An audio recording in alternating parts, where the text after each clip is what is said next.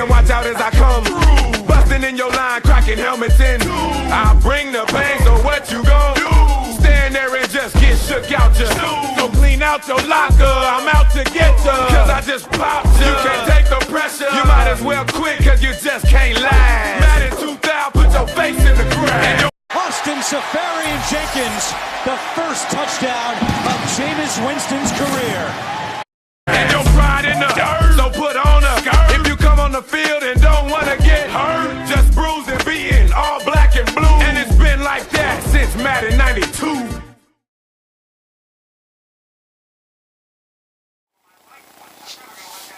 Welcome back to the show, everybody, with Buccaneer Blake Sports with your host, Mr. Buccaneer Blake himself. So, lastly, where we left off, I was under the impression that everything was supposed to kick off on the 7th. It's supposed to kick off, actually, today. It's 2:43 in the morning. It kicks off today.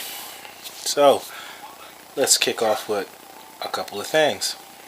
First off, thank you, Logan Mankins, for coming to this team. Well, you didn't really have a choice. You didn't really have a choice. You were traded, and I appreciate you mentoring Donovan Smith, Ali Marpet, Joe Holly, and all these guys on there, and giving 110%, even though you were forced to be here. You didn't want to be here, and you could have been a little jerk about it, but you weren't. You showed where you were a class act, and I appreciated having you here, even though you came from the Patriots, and you know everybody knows how I feel about them. Thank you, and I wish you the best in your life after football. So, let's talk about Doug Martin. From what it was looking like was he wasn't going to be re-signed with the team for the most part. That's the way it was looking. And we were looking at options like Lamar Miller, Chris Ivey. Chris Ivey's going to go on out there to Jacksonville. Jacksonville is spending ridiculous money, $90 million on defensive tackle, like he's J.J. Watt, when nobody heard of the guy till now. When in reality, he's benefiting from Von Miller and DeMarcus Ware and Derek Wolfe. Now you're asking to be the main guy out there. Granted, he'll have Florida-bred kid. I can't think of the top of his name. Cedric Marks, and Cedric Marks is the D tackle, and drawing a blank. Anyway, they'll have the young kid they drafted last year that got injured, and the Marcus Franks, who was injured last year, so they'll be paired up together. So he'll be looked at to being the main guy, which I don't know if it's going to happen or not. But with $90 million, you better do something. Hopefully, Jacksonville put a clause in there that, you know, if he doesn't meet up to par, you can adjust the schedule. And we'll see. Dante Fowler's name. Dante Fowler, hometown boy from St. Pete. And hopefully he can turn out just like Ndamukong Suh had to rework his after that disastrous season in Miami. But Doug Miller, we're working on it. Finished finalizing a deal with Doug Martin, about worth $6.85 million. It probably will get finished today, later on today. Don't quote me on that, but we'll see. You know what? You can quote me on that. It'll probably be finished today, but it's relieving that we'll get him back and we'll have the backfield back to where it was. But what's sucking right now is that the defensive linemen are all falling off the market. Granted, I've been told that Miami will pull the transition tag off of Olivier Vernon. That's why there was such a serious push to sign Mario Williams. That's why they gave him $8 million after a terrible season in Buffalo. So I think that's what's going to happen. Possibly rerun it. It might be Cameron Wake, to be honest, that they might get rid of. But I don't think they can afford to spend the $12.5 million tag on Olivier Vernon and then fix the other issues with the team, because Miami has a lot of issues they need to fix. But if that happens, then I really think the Buccaneers need to push forward and get Olivier Vernon, get our guy in there with George Johnson, Jacquez Smith, and then draft some other guys. That would be perfect. If we could get Nad and Olivier Vernon, perfect. No, let's get a corner. Like I said, one D lineman veteran, one veteran corner, one veteran D lineman, one veteran corner. Like I said, maybe Prince Amukamara, Janoris Jenkins. I really hope it might be that. So it's not so much pressure to spend it all on younger players. You want to work the younger players with older players and then keep fluctuating younger players into the system. Now the guys we originally drafted in this draft become the veteran players, replaced by the younger players, and the cycle continues. Granted, guys are going to leave because they want to, I don't know, maybe get more money than they're worth, or whatever it works. You just got to continue a cycle here and not rely on just free agents. You can use free agents, but you don't build your team on free agents. That's why, mark my words, Jacksonville and Oakland are going to hurt by just picking up all these free agents and thinking it's going to work. That only works in basketball. Why? Because you only have 5 guys on the court. NFL, you have 11 guys on the court. Too many hands in the pot to try to work everything at once. That's just my opinion. Like I said with the Eagles, when they said the dream team with all those free agent pickups, what happened? They didn't even have 8 wins that season. I called that before. I'm talking about the year with Nadia Asamoah. Y'all remember that season? Dream team nightmare. But let's just say if we don't pick up Olivia Vernon, you got cheaper options. Corey Bierman, familiar with defensive coordinator Mike Smith, now head coach Dirk Cutter. He can work in there with a rotation with the defensive lineman, with the rookie or whoever we bring in. And we can work things like that. It's just hard to say right now with everything moving around, but everything will become a little bit more clearer when the free agency actually starts. So we'll have a little bit better, more understanding of how everything's going to move. Bucks are always real quiet with everything they do.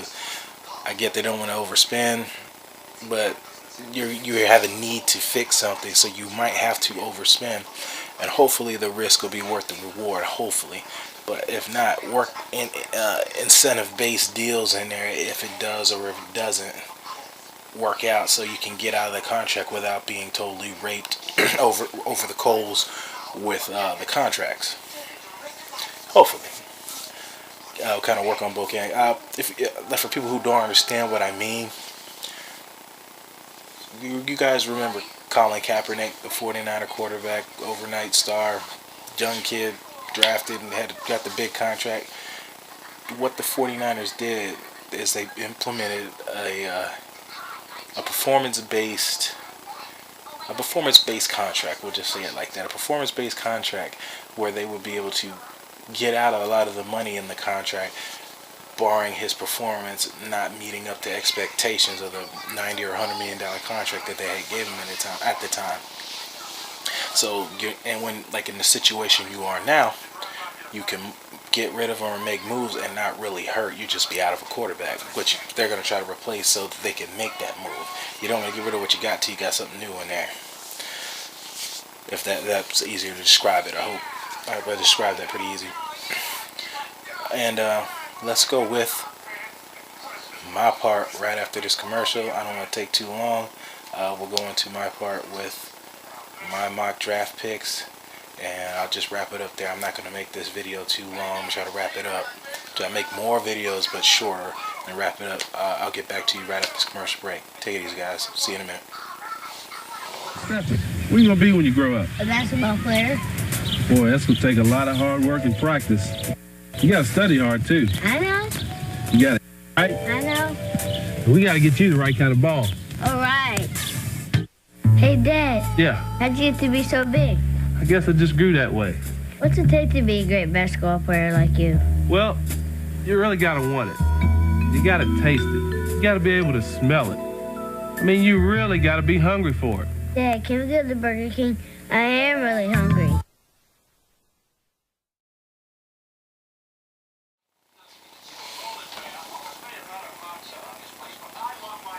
Welcome back. Let's finish the section today with my mock draft. I hardly do these, but let's do it with my mock draft. And my mock draft would be, this was a tough one. This was really, really, really a tough one for me. But I've been kind of sold on it. Gerald McCoy is not getting younger. Gerald McCoy puts 110% on the field. Jerome McCoy gets hurt a lot because he gives 110% on the field because he's the main guy. So Jerome McCoy is going to need help, not just on the edges, but inside. There's no pocket to throw, then the ends could get more sacks. So being with that, and the kid really wants to play with Gerald and Jameis Winston, Sheldon Rankins from Louisville in round 1.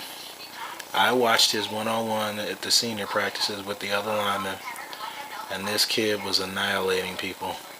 He was looking like my prediction back then, before it got popular, was Aaron Donald from Pitt. Same thing. The dominating guys, getting to him before they're even out the stances and getting around him. I've been really wanting Noah Spence, but it's hard to say.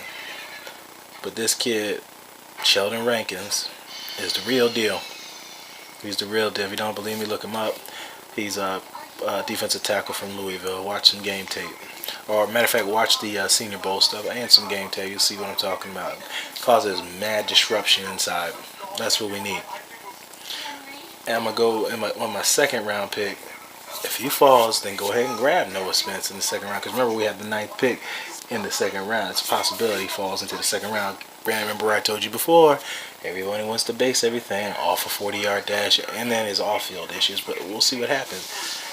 And if he's not there, then I would have to say go with Emmanuel Ogba from Oklahoma State, defensive end.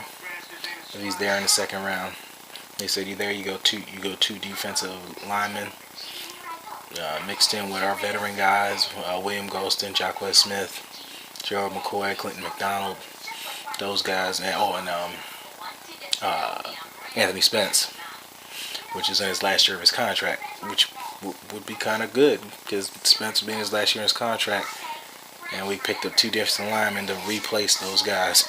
Granted, we got to get some corners here in the free agents. That's why I really think they're going to push and maybe get Janoris Jenkins. I really think that's going to happen. I would like to see Tosh Gibson here as well, but let's just do one thing at a time. And they want to get linemen. I'm not complaining about that either. I'm never complaining about picking up offensive linemen all day long. And that's what I got. Sheldon Rankins, Emmanuel Ogba. But really, if Noah Spence is there in the second round, grab him. But I think it's going to be more of a Emmanuel from Oklahoma State at the second pick. And then the third pick, William Jackson. Maybe William Jackson goes in the second round. Who knows? But those are the top 3 picks I got. So you heard it first. Sheldon Rankins, Emmanuel Ogba. I'm going to get your name right eventually. And third round, William Jackson III from Houston. William Jackson III from Houston. That's what I got on my mock draft. Let's see how close I am with this free agency stuff and see what happens in the tomorrow and then so forth. You guys, thanks for watching. I told you I was going to keep it short and sweet this time. You guys have a good night. God bless. You're the master of everything you do with your life. What you do with it is totally up to you. God bless. Oh, and one more thing. People, make sure this is non-football related, getting your checkups and everything, your x-rays and staying on your checkups and everything are very important. You can catch things early that could save your life. You could stay healthy and like lower your blood pressure, find out if you got some type of disease or cancer. Just staying on top of stuff like that can possibly save your life. And you give yourself a fighting chance to fight against these things, because when you wait long, you can end up screwing yourself in the long run. I'm trying not to say too much with getting my message across, but stay on top of stuff like that. It's important. Y'all be safe and have a good night.